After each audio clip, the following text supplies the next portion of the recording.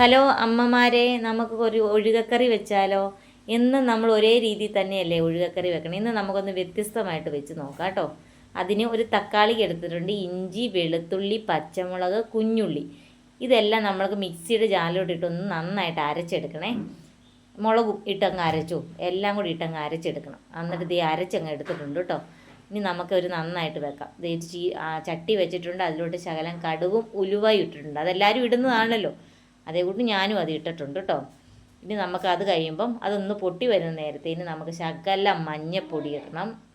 പിന്നെ കുറച്ച് മുളക് പൊടി, കാരണം നമ്മൾ പച്ചമുളക് അരച്ചിട്ടുണ്ടല്ലോ, അതുകൊണ്ട് കുറച്ച് മുളക് പൊടി, പിന്നെ കുറച്ച് മല്ലിപ്പൊടി. ഇതെല്ലാം കൂടി ഒന്ന് മൂത്ത് വരണം.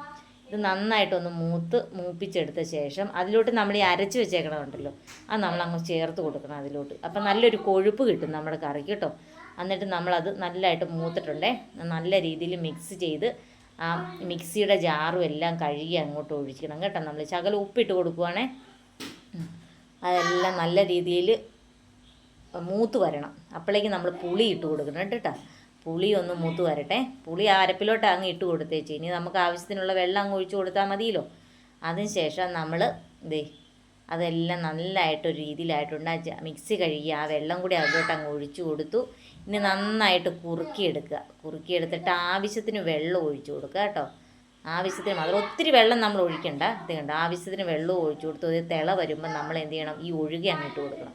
ഈ ഒഴുക നല്ല രീതിയിൽ, ഒത്തിരി വേവൊന്നും ഇല്ലല്ലോ ഒഴുകയ്ക്ക്, അതൊന്ന് നല്ലതായിട്ടൊന്ന് വെന്ത് വരുമ്പോഴേക്കും നമ്മുടെ കറി റെഡിയാവും. ഒരു കറിവേപ്പിലയും കൂടി ഇട്ടിട്ട് ഞാൻ ആ കറി അങ്ങ് തിളപ്പിക്കാൻ വെച്ചത്. കറി നല്ലതായിട്ട് തിളച്ച് വന്നിട്ടുണ്ട് കേട്ടോ.